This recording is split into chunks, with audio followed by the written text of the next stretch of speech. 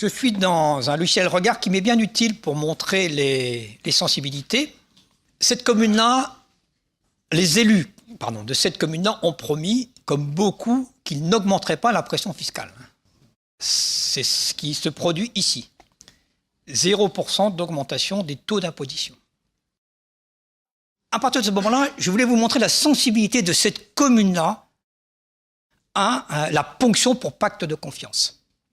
Alors on va le regarder ensemble et on va dire d'abord, en simulant, en faisant une analyse de sensibilité, qu'est-ce qui se passerait dans cette commune-là, en termes d'épargne nette, si je n'avais pas eu la ponction pour pacte de confiance. Alors, je vais aller la chercher. On l'a fait sur la dotation forfaitaire. Voyez, je l'ai ici. J'ai 308 000 euros ici de ponction pour pacte de confiance dans cette commune-là, à l'arrivée. Donc ça, je vais l'enlever. Donc j'ai supprimé ici là. Et la sensibilité, je l'ai là, je ne sais pas si vous la voyez bien au fond. La sensibilité, c'est 406 000 euros. Alors, vous me dire, c'était 308 tout à l'heure. Mais oui, mais vous avez ajusté par l'emprunt. Il y a eu des intérêts. Donc, la sensibilité à long terme, elle est de 406 000 euros. Donc, l'épargne nette est supérieure de 406 000 euros dès lors où je n'ai pas cette ponction. Et on voit finalement que RIGRAC, bien sûr, ce n'était pas suffisant, mais enfin, quand même, vous voyez, on est dans une situation qui est stabilisée, qui n'est pas satisfaisante parce que mon ratio d'encours sur épargne brute dépasse les 10, donc c'est quand même pas très satisfaisant. Il faudra que j'arrive en dessous. Mais enfin, vous voyez que l'impact est considérable. L'impact est considérable. Alors maintenant, je vais dire, qu'est-ce que ça me coûte en impôt local? Question bête, parce que c'est pas fait pour ça du tout, le pacte de confiance.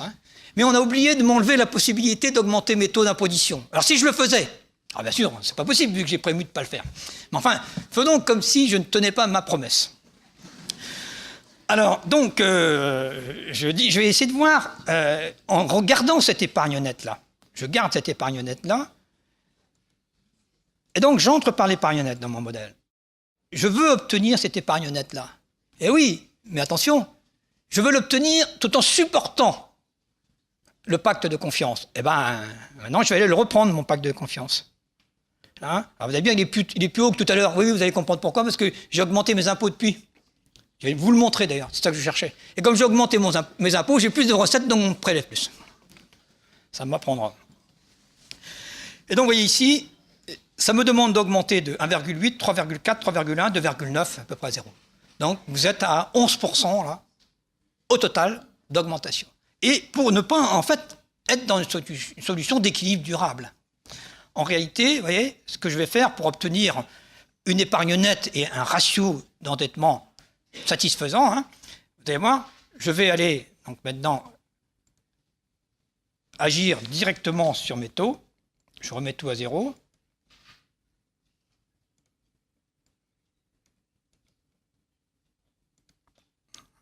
Donc j'ai rien résolu pour l'instant. Et si je veux obtenir quelque chose qui ressemble à quelque chose, être en dessous de 10 ici, me rapprocher de 8 par exemple,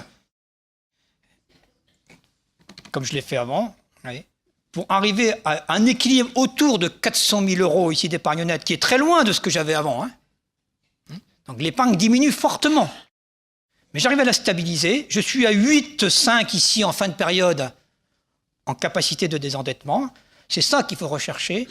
Donc, j'ai, si vous voulez, 11% qui me permet de compenser l'effet à la baisse de la réduction en valeur de mes dotations.